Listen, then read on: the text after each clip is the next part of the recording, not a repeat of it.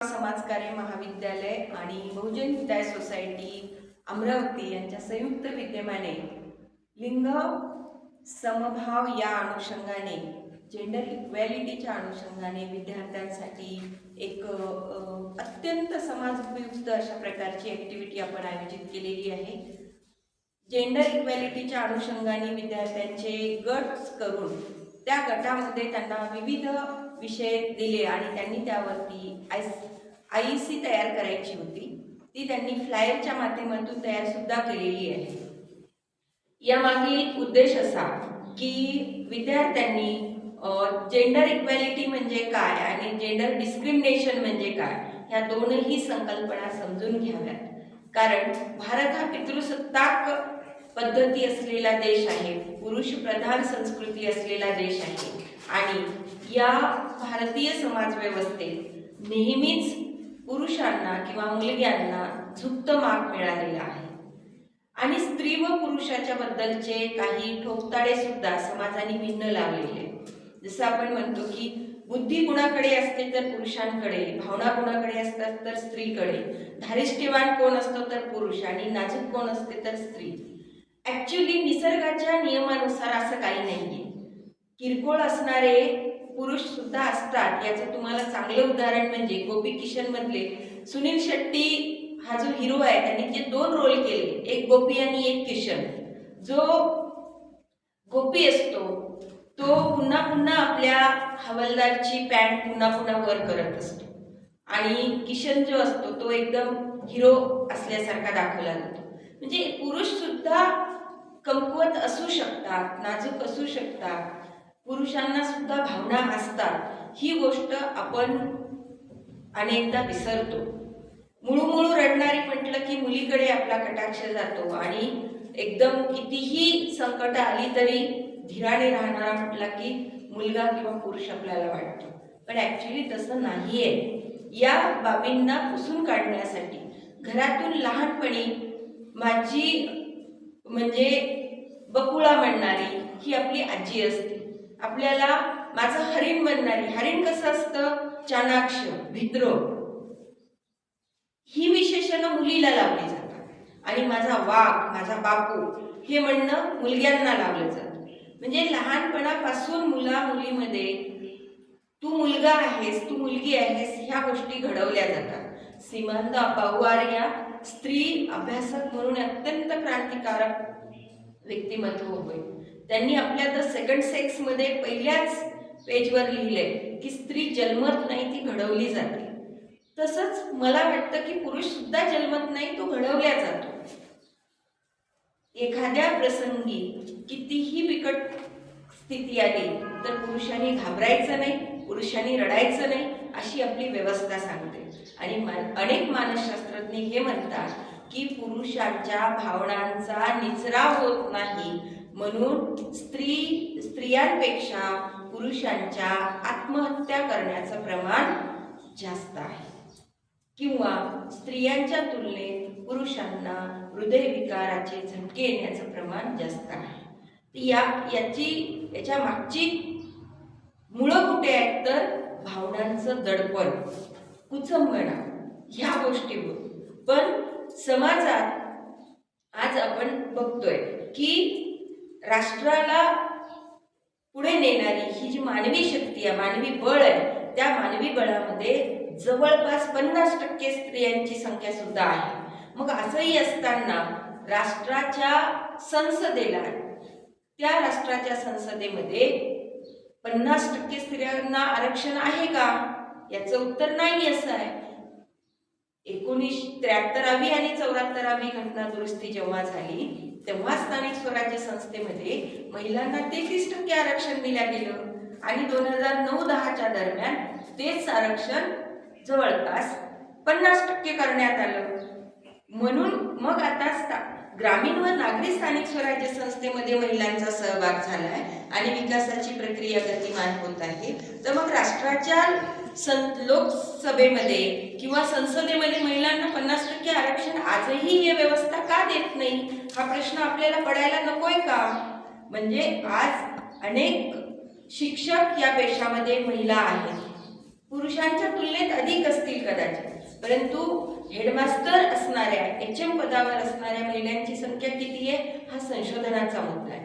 प्राध्यापक या व्यवसायामध्ये असलेल्या अनेक हजारो महिला आहेत, परंतु प्राचार्य पदावर कार्यरत असलेल्या महिलांची संख्या किती आहे हा संशोधनाचा मुद्दा आहे.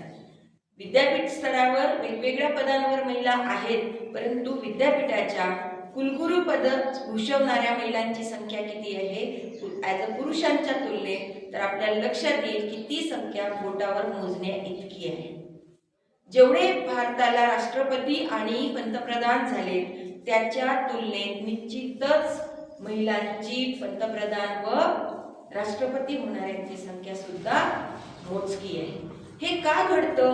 संख्येने आपण बरोबरीने आहोत, कामाचा वाटा आपण बरोबरीने उचलतोय, परंतु निर्णय क्षमतेत, कायद्याच्या पॉवरमध्ये, राजसत्तेत आपण बरोबरीने का नाही हा व्यवस्थेला विचारला जाणारा प्रश्न आहे. आजही व्यवस्था मग लिंग भेदभावाच्या दृष्टीने सूक्ष्म स्तरावर काम करते आणि त्याच्यामुळे आपल्याला प्रवाहामध्ये येण्यात, विकासाच्या सर्वांगीण विकासाच्या प्रवाहात येण्यापासून पावबंद टाकते. 7च्या आत घरात येणं, चूल आणि मूल इथपर्यंत तुमचं कार्यक्षेत्र मर्यादित असणं. तुम्ही नाही म्हटलं जात का मुलगी जन्मले तेव्हा वडिलांच्या अधीन असते, तारुण्यात आल्यावर भाऊ तिच्यावर वाच ठेवतो, विवाह झाल्यानंतर पती असतो आणि उतरत्या वयामध्ये मुलग्याचा आधार असतो. म्हणजे स्त्री ही पराधीन आहे, तिला नेहमी कुठल्या ना कुठल्या टप्प्यावर कोणत्या ना कोणत्या पुरुषाचा आसरा घेण्याचीच गरज आहे.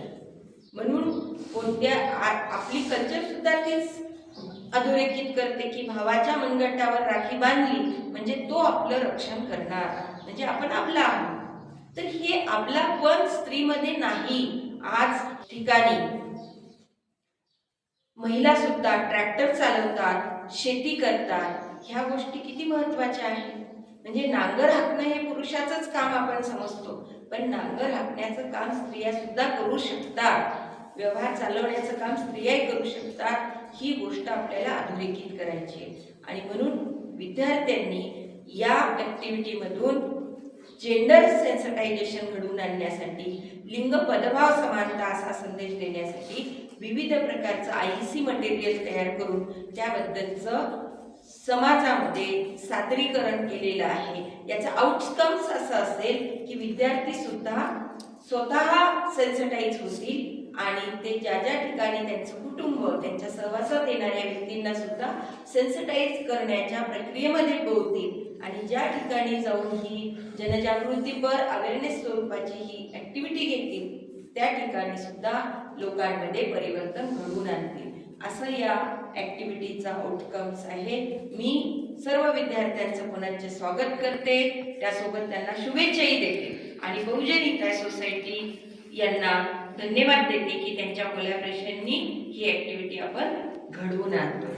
आणि या ठिकाणी मी परत एकदा तुम्हा सर्व विद्यार्थ्यांचं अभिनंदन करून आपल्या सगळ्यांना शुभेच्छा देते. कारण समान लिंग समभाव जनजागृती संवेदनशीलता विकसित करणं ही काळाची, समाजाची, तुमची माझी गरज आहे. या ठिकाणी थांबते. धन्यवाद.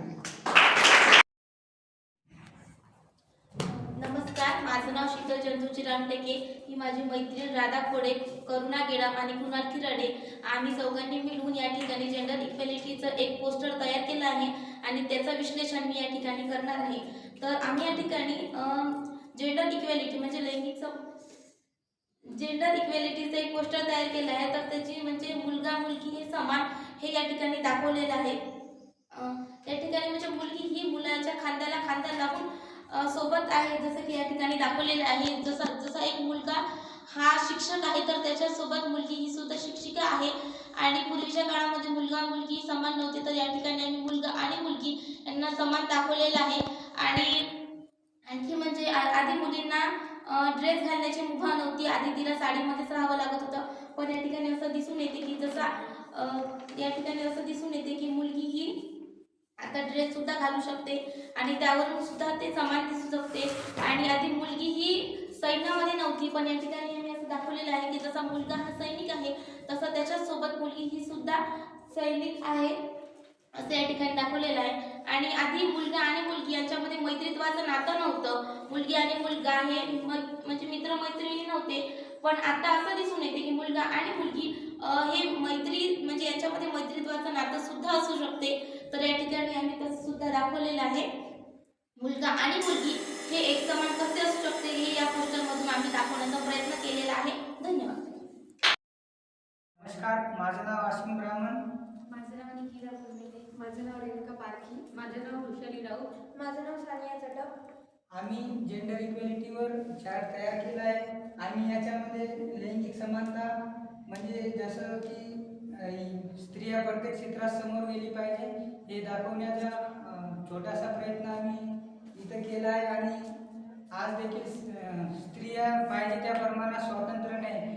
शहरी भागात जरी स्त्रिया स्वातंत्र्य असेल, पण आज ग्रामीण भागात स्त्रियांना एवढे महत्त्व दिले जात नाही किंवा पितृसत्ताक आज पण तिथं आपल्याला पाहायला मिळते. त्यामुळे आपल्याला जर लैंगिक समानता आणायची असेल तर आपल्याला ग्रामीण भागातच जाऊन त्यांच्यासाठी छोटासा प्रयत्न केला पाहिजे.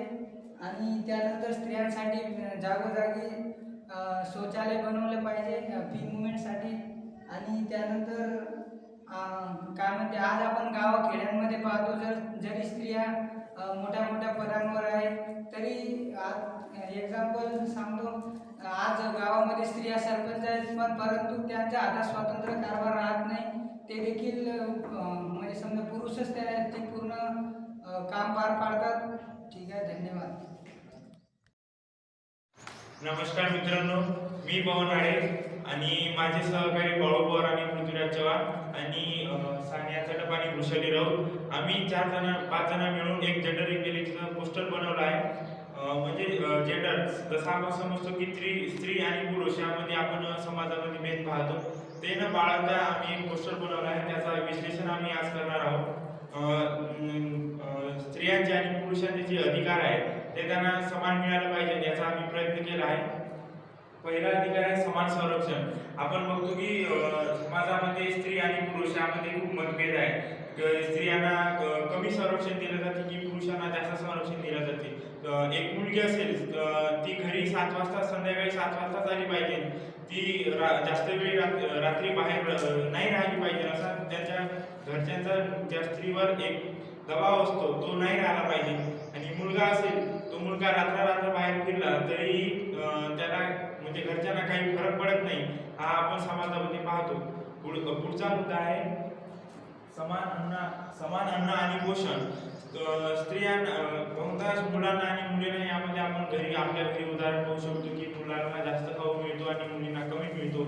आणि पोषण सुद्धा मुलगा बिमार पडला किंवा मुलगी बिमार पडली, मुलाला लवकर दवाखान्यात तातडीने उपचार केला जातो आणि मुलीला तसंच घरी बसवल्या जाते. तर ते नाही केलं पाहिजे. मुलाला आणि मुलीला म्हणजे समान अधिकार दिला पाहिजे, समान अन्न दिलं पाहिजे आणि समान पोषण केलं पाहिजे दोघांचं. तिसरा मुद्दा आहे हिंसाचारापासून स्वातंत्र्य. तसं आपण बघतो की मुलींवर जास्त हिंसा होते असं आपण म्हणतो, ते खरं आहे, पण याचं कारण काय आहे कुणी जाणून नाही घेत.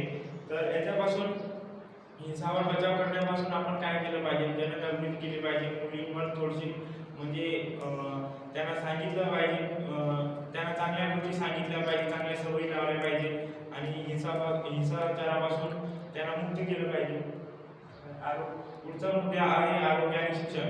शिक्षणापासून मुली आपण बघतो की गावातल्या मुली खूप म्हणजे शिक्षणापासून वंचित आहे असं आपण म्हणतो की 10वी 12वी झाली की मुलीला घरी बसवलं जाते, त्याचं लग्न करून दिलं जाते आणि मुलाला पुढे शिकवण्यासाठी त्याला बाहेर गावी पाठवलं जाते, जिल्ह्याच्या ठिकाणी तालुक्याच्या ठिकाणी असं आपण पाहतो. तर ते तसं न करता मुलीला पण आणि मुलाला पण दोघांना समान शिक्षा दिली पाहिजे आणि समान आरोग्य दिले पाहिजे. हे आमचं या पोस्टरमधून सांगण्याचा उद्देश होता. थँक्यू. आम्हाला असं सांगायचं आहे की आजही आपण मोठ्या प्रमाणात बघतो की मुली स्वतंत्र नाही आहेत किंवा ज्या प्रमाणात मुलांना स्वातंत्र्य मिळालेलं आहे त्या प्रमाणात मुलींना आजही स्वातंत्र्य मिळालेलं नाही. जेंडर इक्वेलिटी हा म्हणजे कायद्याने असले तरी समाजात रूढ झालेली आजही आपल्याला पाहायला मिळत नाही. तर तर यातून आम्हाला असं सांगायचं आहे की आजही बहुतांश मुलीवर अत्याचार होतात, त्यांचे लैंगिक शोषण केले जाते आणि समाज हा फक्त त्या गोष्टीकडे एका म्हणजे मुलींची चुकी आहे अशा स्वरूपात बघतो ना की मुलांची चुकी आहे. प्रत्येक गोष्टीमध्ये मुलींना कमी लेखलं जातं किंवा मुली ज्या आहेत त्या मुलं एवढी कामं करू शकत नाहीत किंवा त्या सक्षम नाहीत अशा प्रकारचा दृष्टिकोन समाजाचा बनलेला आहे. तर यातून आम्हाला एवढंच सांगायचं आहे की मुलगी ही मुलांप्रमाणेच आहे, कारण जेंडर इक्वेलिटी असली तरी आपण ती म्हणजे पूर्णतः मान्य केलेली दिसत नाही. तर मुलगा आणि मुलगी यांच्या फक्त शरीरात भेद आहे, बाकी काहीच नाही असं सांगायचं आहे. त्यामुळे आणि आपल्या विचारात जर आपण इक्वेलिटी रुजवली तर नक्कीच मुलींनाही तेवढ्या प्रमाणात स्वातंत्र्य मिळेल आणि मुलीही स्वतंत्रपणे वावरू शकतील. थँक्यू. जाते मुलींवर अत्याचार केला जातात. आजही समाजात आपल्याला ही परिस्थिती दिसून येते. जेंडर इक्वेलिटी आहे म्हटलं तरी मुलींवरचे अत्याचार थांबलेत का अत्याचार सांगा. हा मग त्याच विषय आहे की मुलींवर अत्याचार आजही जेंडर इक्वेलिटी आहे तरी अत्याचार थांबलेले नाहीये. तर त्याविषयीच हे पोस्टर आहे. त्याच्यावर पर्याय सांगितला ना की आपण आपल्या विचारामध्ये जर इक्वेलिटी रुजवली ना तर हे नक्कीच कमी व्हायला मदत होईल. नमस्कार, मी आजी ज्ञानेश्वर पिसे, ही माझी मैत्रीण रविता आणि आश्वी. माझा विषय आहे जेंडर इक्वेलिटी. चला आता सुरुवात करू, बालविवाहाचा नाश करू. लग्न ही जरी वैयक्तिक गोष्ट असली तरी भारतामध्ये कायद्याने त्यासाठी वयाची बंधने आहेत. आपल्याला माहीत आहे की आधीच्या काळामध्ये मुलींना शिक्षणाची संधी नव्हती. जेव्हा त्यांच्या हातामध्ये खेळणे असायला पाहिजे तेव्हा त्यांचं लग्न करून दिलं जात होतं आणि जेव्हा त्यांना शाळेमध्ये शिकवायला पाठवायचं तेव्हा त्यांचं लग्न करून दिलं जात होतं. भारतामध्ये बालविवाह प्रतिबंध अधिनियम 2006 साली करण्यात आला आणि 1 नोव्हेंबर 2007 पासून तो अंमलात आणला. ज्या वयामध्ये तिच्या हातामध्ये खेळणे असायला पाहिजे त्यावेळेस त्या मासूम मुलीचं लग्न करून द्यायचं. आधीच्या काळामध्ये नमस्कार, माझे नाव वैष्णवी गिनेकर आणि हा किशोर सिद्धार. आणि आणखी एकानं बनवलं होतं म्हणजे राज राठोड, तो आला नाही आहे तर दिव्याने पकडलेला आहे. तर आमचा विषय होता जेंडर इक्वेलिटी. म्हणजे जेंडर इक्वेलिटी म्हणजे लिंग समानता.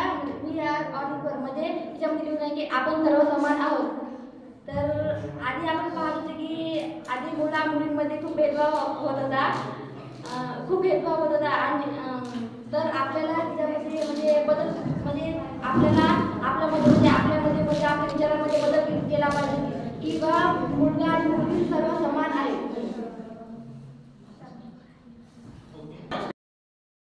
माझं नाव साक्षी लक्ष्मण सीता आणि मी ना एक चित्र काढलेलं आहे जिथे पृथ्वी आहे आणि त्याच्यावर एक दांडीपाट आहे आणि त्याला म्हणजे एक मुलगा आणि एक मुलगी असे 2 चित्र काढलेले आहे. तर मला यावरून हे दाखवायचं आहे की आज आपण बघतो आहोत की शहरातच नव्हे तर गावामध्येही मुलांच्या खांद्याला खांदा लावून पुढे जाण्याचा प्रयत्न करत आहे. आणि माझे नाव महेश सुदर्शन कदम, चंचल रवींद्र बनसोड. आम्ही 2 विद्यार्थ्यांनी बॅनर बनवलेला आहे जेंडर इक्वेलिटीवर. आणि ते आता आम्ही जे बॅनर बनवलेलं आहे हे जे बॅनर बनवलं आहे त्याच्यामध्ये एका मुली आणि एका मुलाचं चित्र काढून आहे. त्यांच्यामध्ये समानता कशी असायला पाहिजे हे या बॅनरमधून सांगितलेलं आहे. पहिल्या ह्याच्यात आहे असमानतेची जाणीव ठेवा.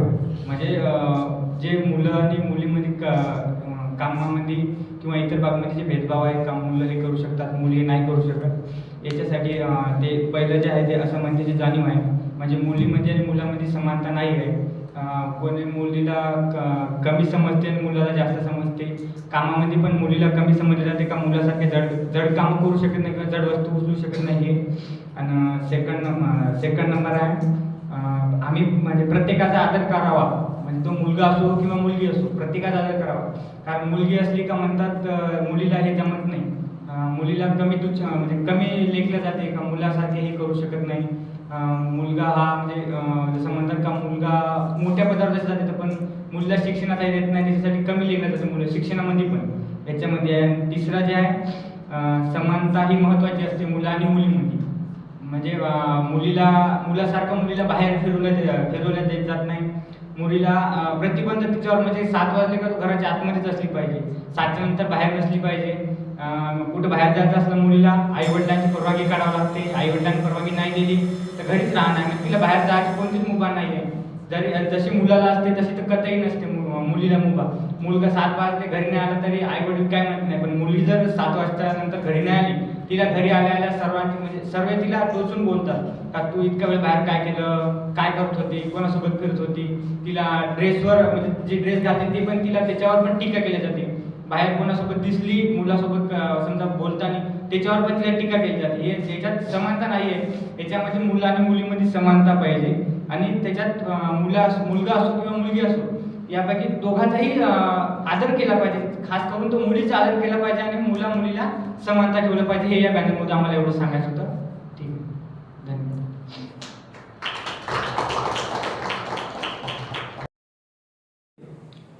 आणि मी आणि माझा मित्र साईनाथ शेखर, आकाश पवार आणि किरण राठोड आम्ही सर्वांनी मिळून लिंगभाव आधारित त्यावर एक कविता बनवलेली आहे आणि ती आपल्या पुढे आम्ही प्रदर्शित करतो.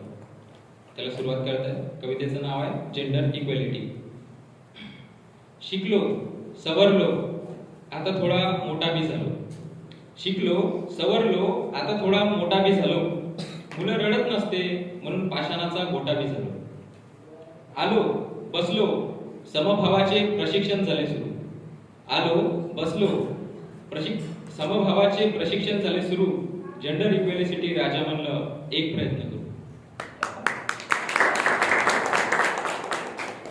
पुरुष सांड्यागत मोकाट, पुरुष सांड्यागत मोकाट, स्त्री कैदीपरी बंदिस्त.